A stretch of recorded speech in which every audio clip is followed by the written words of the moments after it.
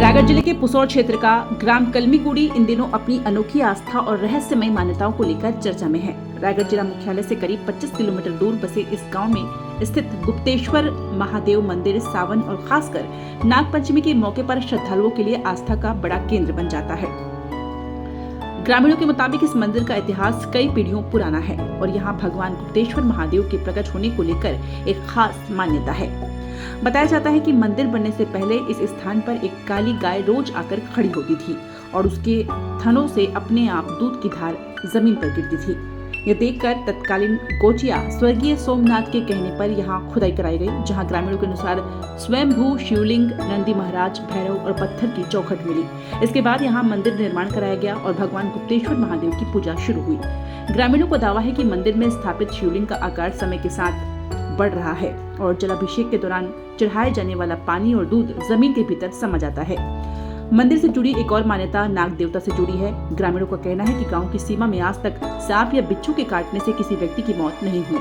इसके पीछे एक पुरानी लोक कथा भी सुनाई जाती है कि गांव के एक गोटिया ने नाग के फन में फंसा कांटा निकालकर उसकी जान बचाई थी, जिसके बाद नाग देवता ने स्वप्न में उन्हें वरदान दिया कि गांव की सीमा में जहरीले जीवों के काटने से किसी की अकाल मृत्यु नहीं होगी। इन सभी बातों को ग्रामीण आस्था और परंपरा से जोड़कर देखते हैं। हालांकि इन दावों का कोई वैज्ञानिक प्रमाण सामने नहीं आया है। सावन और नागपंचमी के अलावा महाशिवरात्रि के मौके पर भी यहाँ बड़ी संख्या में श्रद्धालु पहुँचते हैं।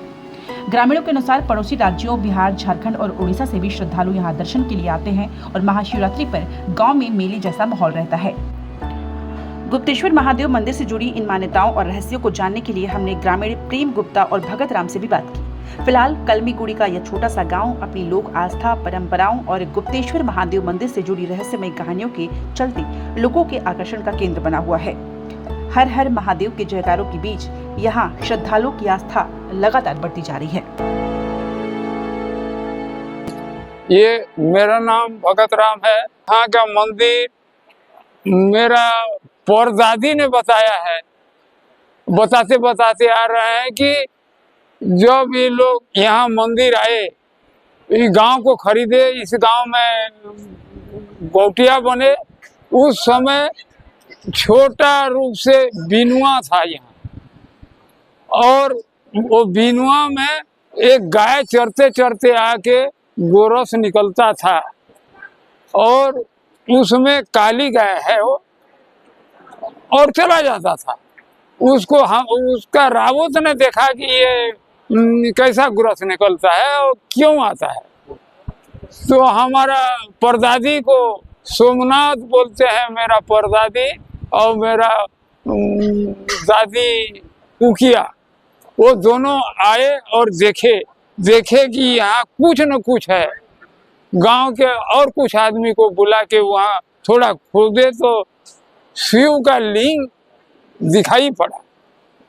वो देखते देखते वो लोग रात को सपना दिया कि मैं तुम्हारे गांव में उपस्थित हो रहा हूँ, मैं निकल रहा हूँ स्वयं, तुम मेरे को पूजा करो।